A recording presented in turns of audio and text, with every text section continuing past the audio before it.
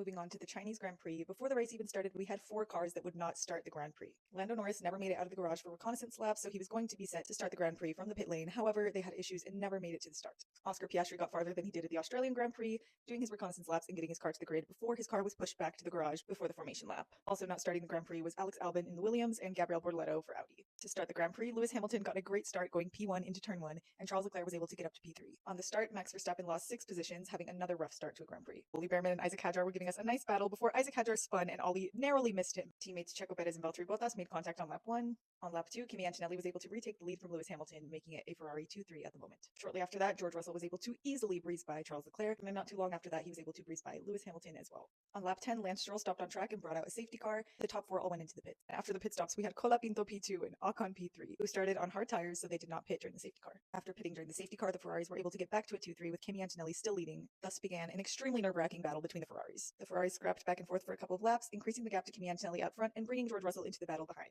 George Russell was then able to pass Lewis Hamilton and shortly after passed Charles Leclerc as well. And the Ferraris continued to battle for who would get the chance to be on the podium in China. I personally believe if we wouldn't have battled each other so hard, we might have been able to stay a little closer to the Mercedes, but we'll never know because they keep fighting each other harder than they fight anyone else. And I'm not saying it's not thrilling and entertaining, it is just very nerve-wracking for a Ferrari fan. Colapinto and Ocon collided and spun on track, but despite that, Colapinto was still able to get P10 in the race, his first point for Alpine. After working his way through the field, Max Verstappen was told to retire the car on lap 46. Fernando Alonso also retired from the race after having to drive with no hands a couple times because it was so painful for him. To finish the Chinese Grand Prix, we had Kimi Antonelli becoming the second youngest winner in F1 history, and yeah, everyone liked that. George Russell finished P2, and Lewis Hamilton finished P3, getting his first podium in red. Notably, we had Ollie Behrman finishing P5 in a Haas, and Pierre Gasly finishing P6 in an Alpine. Liam Lawson, Carlos Sainz, and Franco Colapinto were also able to get into the points for this Grand Prix. So that's all for the China Grand Prix weekend. We'll take a little break and see you in 2 weeks for a recap of the Japanese Grand Prix weekend.